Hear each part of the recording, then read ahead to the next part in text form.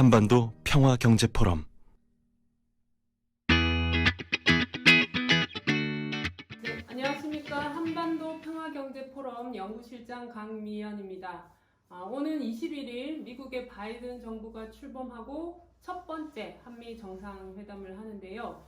여러 가지 이슈들이 많을 것 같은데 한반도 평화의 의제와 관련해서는 어떤 이슈들이 있을지 미리 살펴보는 시간을 가져볼까 합니다. 저희 포럼의 연구위원장님인 도한범 박사님 모셨습니다. 박사님 안녕하십니까? 예, 안녕하세요. 예, 영광입니다. 앵커가 조금 근데 나이가 조금 몇 살 올라갔어요, 전에보다. 한 3살 정도. 네. 너무 많이 올리셨네요. 죄송합니다. 예. 네, 코로나19로 남북 간의 모든 채널이 닫혀버렸는데 이번 한미 정상회담이 전환의 중요한 계기가 될 수 있을지 기대가 됩니다.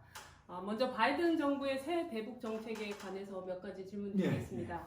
네, 바이든 정부의 새 대북 정책, Practical Approach라고 이야기를 하는데요. 어떤 내용인지 좀 설명 부탁드립니다. 기다리기 좀 지겨웠죠. 맨날 재검토만 한다고 그러니까. 네. 4월 30일 날 드디어 백악관에서 대북정 재검토가 끝났다라고 얘기하면서 용어를 Calibrated Practical Approach 두 개를 썼어요. Calibrated는 교정한다. 실용적 접근인데 교정은 뭐랬냐? 오바마 정부의 전략적인 실패했거든요. 기다렸는데 북한은 핵국가가 돼버렸어요. 그 다음 트럼프 대통령 일괄 타결 화려했지만 성과는 없었거든요. 그 두 개를 교정했다는 겁니다. 그럼 실용적 접근은 뭐냐? 북한 비핵화가 시간이 많이 걸려요. 자, 참고로 우리 고리 원자력 발전소 하나 폐기하는데 1호 시간 얼마 걸리는지 아세요? 최소 15년. 폐기 비용이 6천억입니다. 근데 북한은 핵발전소, 핵연료, 미사일 어마어마한 프로그램이 있거든요. 그러니까 결과적으로는 차근차근 단계적으로 할 수밖에 없거든요. 그러니까 실용적 접근은 바로 단계적으로 접근하겠다는 겁니다. 그게 바로 조정된 Calibrated Practical Approach의 지금 큰 개요입니다. 네, 그럼 조정된 실용적 접근이라고 하셨는데 이런 그 정책의 변화가 북핵 해결에 뭐 긍정적인 영향이 있다고 봐요? 일단 상황은 좋아요. 왜냐하면 바이든 대통령이 4월 28일 의회연설에서 동맹과 함께 외교를 통해서 강한 억지로 문제 해결하겠다고 그랬거든요. 자, 동맹과 함께 트럼프 대통령 막 동맹 무시했거든요. 기억나죠? 돈 달라고 그러고 뭐. 한국 얘기를 듣고 있어요 지금. 그 다음 외교적인 해법, 대화를 해결하자는 거 아니겠어요? 트럼프 대통령은 뭐 무슨 화양과 분노니 뭐니 말로만 그냥 결국 동맹의 얘기를 듣고 대화로 해결한다. 그러나 강한 억지는 뭐냐? 현재 상황에서 악화를 방지한다는 거거든요. 그럼 이게 사실 상당 부분 북한의 입장하고도 통해요. 북한도 외교적 해법과 그 다음에 자기들이 원하는 걸 주고받기를 원하고 있거든요. 그렇기 때문에 트럼프식 화려한 쇼는 못 보겠지만 그러나 말씀드렸지만 북한 핵 폐기는 불행하게도 최소 10년에서 수십 년이 걸려요. 그런 실용적인 접근의 가능성은 훨씬 높아졌다고 볼 수 있어요. 네. 그럼 북한도 우선 뭐 이런 정책에 대해서는 그나마 긍정적으로 평가를 할 수 있다고. 일단 북한은요. 네. 싫으면 바로 싫다 그래요. 좋으면 좋거나 아니면 기다릴 땐 말 안 하고 가만히 있습니다. 근데 지금 침묵하고 있는 침묵하고 있잖아요. 지금 우리한테는 뭐 별 거친 소리를 다 냈는데 바이든 대통령이 욕한 적이 없어요. 5월 2일 날 바이든 대통령이 북핵을 심각한 위험이라고 그러니까 실현했다. 그 다음에 인권 문제에 대해서 이 정도 반응이지. 자, 4월 말을 중심으로 미국이 검토를 끝냈다. 뭐 접촉을 하네 어쩌네 얘기 나오는데 조용하잖아요. 기다리고 있다는 얘기예요. 이건 북한판 전략적 인내를 하고 있다. 과연 뭘 들고 올지 지금 기다리고 있는 거예요. 싫으면 바로 싫다고 그러죠. 뭐 무슨 뭐 별소 다 하잖아요. 무슨 우리한테는. 이 얘기는 북한도 기다리고 있다는 겁니다. 네, 우리한테 정말 싫은 소리 엄청 잘하는데 왜 미국에 대해서는 그렇게 인내력이 강할까요? 영어를 잘 못하나 봐요. 한국말은 금방 할 수 있는데 영어로 욕을 잘 못하나 봐요. 네. 자, 그럼 한미 정상회담에 대해서 한번 네. 여쭤보겠는데요. 일단 뭐 여러 가지 의제들이 있겠지만 한반도 평화와 관련해서만 조금 집중적으로 어떤 의미가 있을지 궁금하네요. 일단 뭐 백신, 그다음에 반도체 배터리 수합 뭐 여러 가지가 있지만 역시 우리 한반도 평화경제 포럼에서도 과연 문재인 대통령 임기 1년 남았거든요. 그럼 지금 결정적인 계기예요. 대북 정책 재검토도 끝냈고 외교로 해결하겠다고 하고 그렇기 때문에 지금 문재인 대통령 어깨가 무겁습니다. 뭐 경제, 백신, 외교 다 있는데 그러나 저는 이 한반도 평화 프로세스 재가동, 특히 북미 비핵화 협상의 재개, 이게 가장 큰 숙제입니다. 2018년, 19년 한반도 정상회의 때도요, 다 문재인 대통령이 중심에 있었어요. 아쉽게 성과는 없었지만 그 일을 또 해야 되는 거고, 백신이나 반도체 배터리, 뭐 한미 동맹 재확인 이런 거는 분명히 성과가 올 거예요. 미국도 백신이 이제 남거든요. 6, 7월 지나가면. 그러니까 미국이 아쉬운 부분과 반도체 배터리 투자, 우리가 아쉬운 백신, 의료협력 이런 건 충분히 있을 거예요. 또 한미 동맹도 재확인될 거고. 그러나 지금 관건은 이 한반도 평화 프로세스 재가동의 동력을 확보하는 것. 북미를 다시 협상장에 끌어내고 실질적인 성과를 도출하는 것. 그 안을 조율하는 게 지금 큰 숙제입니다. 네, 지금 말씀하신 대로 그 북미 비핵화 협상 견인이 가장 중요한 부분인 것 같은데 현재 북한과 미국 간의 입장 차이는 뭔가요? 지금 싱가포르 회담이 있었고 하노이가 있었죠. 싱가포르 회담은 완전한 비핵화에 합의하고 관계 개선에 한다 핵심 내용이었어요. 근데 하노이는 그 초기 합의로서 영변 핵시설과 미국의 대북제 제재를 했는데 여기서 결렬됐거든요. 그랬더니 북한이 짜증내고 이제 하노이를 안 한다. 중요한 영변을 안 내놓는다. 이 대북 적대지 정책 철회에 대해 새로운 중미 관계로 간다. 그러니까 싱가포르로 돌아간다는 얘기거든요. 그러니까 사실은 말은 그렇게 했지만 지금 북한이 목줄이 타는 게 뭐냐 바로 대북 제재예요. 지금 말라 죽는 상황이에요. 지금 고난의 국미 수준이고 김정은 정권 10년 총체적 실패거든요. 사실은 말은 그렇게 안 하지만 제재 해제와 자신들의 상황이듯이 하노이로 돌아가는 게 사실은 숨은 그림이에요. 다시 싱가포르로 돌아가서 그 기본 정신 비핵화와 관계 개선 돌아가고, 그러나 싱가포르로 돌아가는 게 중요한 게 아니고 하노이로 되돌아가야 돼요. 하노이로. 그럼 지금 뭐 대북 제재 얘기도 하셨고 한데 북핵 해결 문제가 참 어려울 것 같은데요. 그 해법은 일단 로드맵은요. 포괄적 합의, 단계적 이행, 그리고 행동 대 행동 방식입니다. 무슨 얘기냐면 아까도 말씀드렸지만 고리 원자력 발전소 하나 1호기 폐기하는데 15년 최소 비용만 6천억이에요. 북한은 원자력 발전소 있죠, 핵물질 추출 시설 있죠, 농축 시설 있죠, 채광 시설 있죠, 연료 가공 시설 있죠, 미사일 있죠, 미사일 기지 있죠, 미사일 생산 불행하지만 최소 10년에서 수십 년 걸려요. 그러니까 어떻게 돼요? 자, 완전히 비핵화한다고 포괄적으로 합의하는 거죠. 그 다음에 이행은 어떻게 해요? 단계적으로 할 수밖에 없잖아요. 그쵸? 근데 나만 행동하면 안 되잖아요. 그러니까 영변 핵시설 내놨으니까 미국도 상황 좋지. 이게 행동 대 행동 방식이에요. 그러니까 포괄적 합의와 단계적 이행, 그리고 행동 대 행동 방식이 일단 로드맵을 짜야 돼요. 일단 이게 첫 번째 과제입니다. 네, 그럼 시간이 지금 말씀하신 대로 비핵화 시간이 되게 오래 걸릴 것 같은데 그럼 지금 당장 해야 할 일을 꼽으시자면? 그게 이제 기술적으로 들어가야 돼요. 그러니까 우리가 뭐냐면 그러니까 맨날 모든 날 TV에서 핵 얘기 나오죠. 핵. 여기 한반도 평화경제 포럼에 강아지 있죠. 그 강아지도 가에 들어보니까 핵 하고 다니더라고요. 여름 되면 더 심해지죠. 여름하면 더 심해지죠. 지금 해야 될 건 뭐냐면요. 첫 번째 불가역적인 입구를 형성하는 거예요. 되돌아갈 수 없는.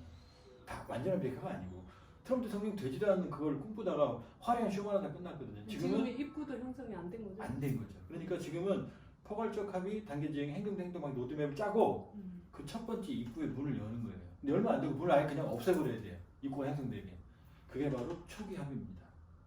그게 바로 그러니까 하노이로 다시 돌아가야 돼요. 영변 핵시설이 얼마나 중요한지를 볼턴은 몰랐어요. 볼턴 안보보좌관은. 볼턴 안보보좌관은 그랬거든요. 내가 영변 핵시설 폐기를 제안한 걸 거부한 걸 자랑스럽게 생각한다고. 이건 잘못된 거예요. 자, 북핵 문제에 가장 얘기가 좀 길어집니다만 기술적으로 들어가니까 가장 정통한 사람이 지그프리드 해커 박사라는 스탠포드대 선임 연구원인데 이 사람 북한 7번 방문했어요. 영변 핵시설도 여러 번 갔어요. 그러니까 북한의 문제 이만큼 아는 사람이 없어요. 이 사람이 최근에 인터뷰 38로스의 인터뷰에서 뭐라고 하냐면 영변은 새로운 원자로, 농축시설, 재처리시설, 삼중수소 수소폭탄입니다. 그러니까 핵 무기를 만드는 모든 시설이 밀집되어 있어요. 그리고 영변이 낡았다고 그러는데 영변이 낡았다고 얘기할 때마다 난 웃는다 이렇게 나왔어요. 어마어마하게 중요한 시설이에요. 영변이 북한 핵의 일부가 아니라 핵심이에요. 이걸 제거해도 핵 프로그램은 남지만 영변만 제거하면 북한 핵의 핵심이 제거되는 거예요. 자, 영변, 자 이게 영변이에요. 이거 영변 깼어요. 이거 다시 붙여요, 못 붙여요? 못 붙이죠. 근데 북한이 요구하는 대북제재 해제, 그럼 미국이 해제해줬어요. 근데 마음에 안 들면 다시 할 수 있어요, 없어요? 할 수 있죠. 할 수 있죠.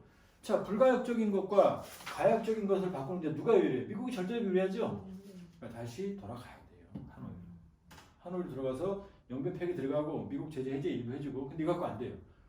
더 중요한 게 동결이에요. 북한이 계속 핵 능력 확장하거든요. 이걸 딱 멈추는 거예요. 그러니까 영변 핵설 폐기와 동결. 여기에 대해서 미국은 종전선언, 관계개선. 그 다음에 대북제재 일부 해제. 이 정도 주고. 그럼 우리도 역할을 해야겠죠. 우리 남북 합의한 거 있잖아요. 철도도로 연결. 개성공단 금강산. 그 다음 외사지 체제. 요 정도 패키지가 되면 불가역적인 입구가 형성이 되는 거예요. 이걸 저는 프롬 영변 방식의 비핵화 합의반이라고 해요. 그러니까 큰 그림의 로드맵, 아까 말씀드렸던 포괄적 합의 단계적 이행의 로드맵, 행동 그려놓고 그 초기 입구로서 프롬 영변을 중심으로 한 북한의 비핵화 조치와 한미의 상응 조치 조합을 하잖아요. 그럼 불가역적인 입구가 형성이 돼요. 영변이 부서지면 다시 못 만들어요. 미국이 절대적으로 유리한 방식인데 볼턴 핵정보관을 사람이 그걸 몰랐던 거예요. 얼마나, 그러니까 하노이에서 북한에게 핵심을 제거할 기회를 날려버린 거예요. 하노이로 돌아가야 됩니다. 그게 바로 불가역적인 입구예요. 그러면 이번에 한미 정상회담에서 이런 논의까지 좀 얘기가 될 수 있을까요? 될 거고 돼야 됩니다. 왜냐하면 문재인 대통령이 그동안 그렇게 고생하셨죠? 2018, 19년 모든 한반도 정상회담에는 문재인 대통령의 고단한 발걸음이 있어요. 근데 지금 박수 못 받죠? 그렇게 고생하셨는데. 왜냐? 둘을 만나게 했는데 둘이 문제를 못 풀거든요. 그럼 어떻게 해야 돼요? 나서야죠. 문제를 풀게 내가 만들어줘야지, 합의안까지. 그러니까 이번엔 합의안까지 만들어야 돼. 그게 문재인 대통령 지금 숙제입니다. 과제입니다. 그러니까 한미정상회담 전후 북한 얘기도 들어야 되고 미국 얘기 들어야 되고 우리가 합의안까지 만들어서 서로 도장까지 찍게 하는 상태에서 국민을 만나게 해야지, 그냥 둘이 또 만나게 했다가는 또 만나고 그냥 싸우고 헤어질 가능성이 높거든요. 그런데 그 역할을 할 사람이, 할 나라가 바로 우리고 우리밖에 없고, 주체가 그 고단한 또 우리 문재인 대통령께서 그 짐을 짊어지시고 가시는 거예요. 그럼 박사님 보실 때 당장 합의서에 도장을 찍을 정도는 안 되지만 이번에 한미 정상회담에서 그 배경을 좀 만들 수 있는 정도의 나올 논의는 거예요. 충분히 나올 된다고 거예요. 왜냐하면 바이든 정부의 대북 정책은 실용적이고 북한이 원하는 방식이에요. 북한이 원래 단계적인 걸 원하거든요. 여기에 대한 비판도 있어요. 핵 군축으로 가는 거 아니냐, 핵을 가진 상태에서. 한번 생각해 보세요. 자, 한국의 국방력이 세계 6입니다. 몰랐죠? 경제력이 세계 10위예요. 여기 미국까지 더해보세요. 그럼 북한이 이 군사를 감당해요, 못해요? 못하죠, 가능한 나라가. 핵으로 버티고 있거든요. 근데 그 핵을 제거한다는 게 쉬운 일이겠어요? 그 다음에 인민들에게 핵을 국가적인 자존심으로 설득한 너네 갑자기 김정은 위원장이 나 핵 안 할 거야. 그럼 권위가 추락하겠죠? 이걸 상쇄할 만큼의 강력한 유인책이 있어야만 되는 거예요. 그걸 만들어내야 돼요. 다행인 건 북한도 김정은 위원장도 경제에 관심이 있고 경제가 없이는 정권 유지가 안 된다는 걸 알고 있어요. 기회는 있고 저는 이번에 긍정적인 결과가 올 겁니다. 아마 구체적인 내용은 안 나올 거예요, 이번처럼. 그러나 자, 다시 한 번 더 평화협상 재가동하기로 했고 하는, 그 다음 북한을 안정화시키고 견인해내는 그 정도의 표면적인 합의는 있을 거고요. 그 다음에 이제 물밑 접촉으로 실무 접촉이 시작이 될 가능성이 높아요. 북한도 판을 깰 생각은 없어요. 한번 얘기를 들어보고 차도 차는 거지. 그러니까 지금 결정적인 고비에서 앞으로 한 주일간은 상황이 악화되지도 않을 거고 아마 큰 틀의 합의를 가지고 오시고 이 물밑에서 아마 남북미 3자가 분주하게 움직이는 그림을 전 예상하고 꼭 그렇게 돼야 됩니다. 네, 박사님 말씀하신 대로 꼭 그렇게 됐으면 좋겠습니다. 지금 이제 우리가 한반도 얘기를 하면 중국과의 관계도 고려를 해야 할 텐데 그 스티브 비건 국무부 장관이 작년에 이제 한국과 베트남, 뉴질랜드 3국을 더해서 쿼드 플러스를 그 확대하겠다라고 얘기를 했잖아요. 근데 이번 회담에서 뭐 중국을 견제하기 위한 이런 그 쿼드에 대한 논의 가능성도 있을까요? 논의가 될 수도 있겠지만 공개적으로는 많은 얘기는 나오지는 않을 거예요. 자, 우리가 미중 전략 경쟁을 볼 때 사실은 전략 경쟁이 아니에요. 미소는 돼요. 미국과 소련은. 근데 중국은 일방적인 미국의 압박이에요. 중국에 대한 견제예요. 조금 심하게 말하면 일방적인 중국 죽이기 전략에 가까울 정도로 사실은 미국이 우위에 있어요. 중국 국방력은 미국의 3분의 1밖에 안 돼요. 국방비가. 첨단 기술 거의 없어요. 그 다음에 소프트 파워, 민주주의, 인권 가치. 미국이 이걸 들고 미는데 중국은 뭐라고 그래요? 중국 특색의 사회지. 그게 어디 통합니까? 중국이 일방적으로 불리해요. 이게 그림, 이 밑그림입니다. 첫 번째. 중국이 더 큰 걸 주지 않으려고 그러는 거고. 두 번째, 한국의 입장에서는 중국이라는 특정한 국가, 우리의 경제의 가장 중요한 클라이언트를 안보적으로 압박을 하는 동맹체에 들어갈 수가 없죠. 들어갈 수가 없죠.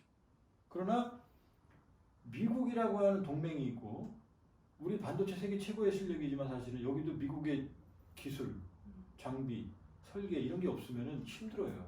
그러니까 사실 미국의 절대적, 그러니까 미국의 상대적 중요성은 전혀 작아졌지만 지금도 절대 강자에 가까워요. 그러니까 국제정치 핵심 뭔지 아세요?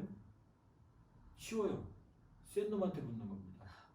그러니까 미국은 어쨌든 간에 우리 동맹이고 그러나 중국은 우리의 가장 큰 시장이거든요. 그럼 여기서 미국이냐 중국이냐가 아니라 바로 우리 국익을 보는 거죠. 국익을 보는 거죠. 그러니까 쿼드는 제한적으로 협력이 가능하지 완벽한 안보 협력체로 들어가 버리면 그럼 결국 이 동아시아, 제가 존경하는 안중근 선생님의 동행평화도 위험해지는 거거든요. 그러니까 아무리 미국이라 하더라도 우리로서 우리 국익을 봤을 때 국익의 판단의 협력이 가능하다. 일방적인 미국의 편이나 일방적인 중국이다. 이건 아니다 이렇게 볼 수 있어요. 네, 알겠습니다.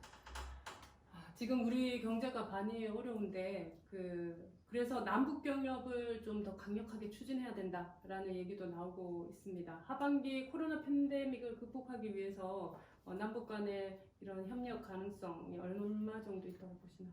한반도 평화 경제가 답입니다. 자, 이 분단 체제는 남북 분단 체제는 한반도밖에 없죠. 불행이죠. 고비형이죠. 근데 이걸 해소하면 얻어질 무한한 기회비용은 우리만 가지는 거죠. 우리 찬스가 있는 거예요. 코로나가 우리한테 준 경제적 교훈은 뭐냐면 첫 번째 제조업의 중요성이에요. 미국, 유럽이 마스크 공장 없어 얼마나 하겠어요, 그렇죠? 자, 남북경협 개성공단 제조업의 서비스업이에요. 100% 제조업이에요. 자, 남북경협은 세계적인 제조업 강국의 탄생을 의미합니다. 우리가 코로나 위기를 초반기에 관리 잘했던 것도 바로 제조업 기반이 있었기 때문이에요. 그죠? 자, 남북경협을 뚫게 되면 세계적인 제조업 강국이 탄생을 해요. 두 번째, 코로나가 알려준 게 뭐예요? GVC, 글로벌 밸류체인보다 국민 경제가 중요하다는 거였죠? 자, 남북이 경협을 하면 어떻게 돼요? 인구 8천만에 달하는 거대한 국민 경제가 탄생해요. 그러니까 제조업 세계 경쟁력을 가진 거대한 규모의 경제 산상을 하거든요. 그 우리 미래가 있는 거예요. 그렇죠? 김정은 위원장도 바로 원하는 건 남북경협이에요. 뭐 북중 관계 특수한 게 북한에 이런 말이 있어요. 미국은 100년의 적, 중국은 1000년의 적 이런 말이 있어요. 우리가 역사적으로 당해왔잖아요. 그렇게 중국에 의존하는 게 북한이 얼마나 북한이 원하는 건 바로 남북경협이에요. 남북경협에 답이 있어요. 금강산 관광객 거의 200만 명에 달하는 사람 그 외국인 있는 줄 알아요? 거의 없어요. 다 한국 사람들이에요. 결국 한반도 평화경제가 답이다. 이건 북한도 우리도 포스트 코로나 시대의 새로운 비약의 길이다. 그렇기 때문에 이걸 잘 실현해내는 것이 바로 우리 과제고 또 한반도 평화경제 포럼의 존재 이유이기도 합니다. 자, 마지막으로 이 한미 정상회담 이번에 되게 중요한 의미를 많이 얘기를 해주셨는데 지금 대장정의 길을 오르실 우리 대통령께 한마디 꼭 전하고 싶은 말씀이 있으시다면? 당당한 국익 외교를 하시라. 당당한 국익 외교를.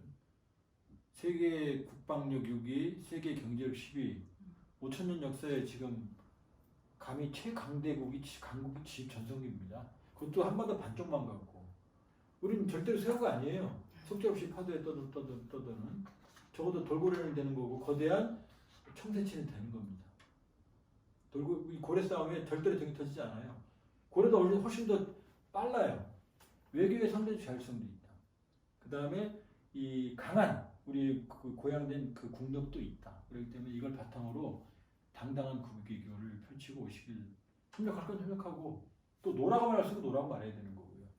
그러나 무엇보다 역시 한반도 평화 프로세스 북한 비핵화에 불가역적인 입구를 형성하는 일, 그 일이 고단하시지만 꼭 성과가 있으시기를 제가 간절히 또 기원 드리고요. 또 격려의 말씀을 전합니다. 예. 네, 저도 같이 기원하겠습니다. 예. 그리고 당당한 국익 외교 꼭 하시고 오시길 진심으로 저도 기원하겠습니다.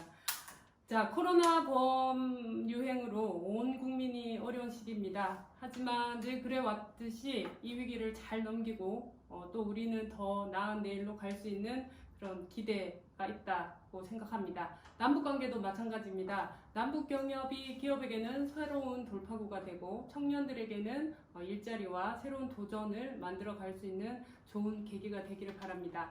한반도 평화경제포럼은 이를 위해서 늘 최선을 다할 거고요. 지금처럼 또 이렇게 긴급하게 정세 분석할 일이 있으면 우리 박사님 모시고 좋은 말씀 들어보도록 하겠습니다.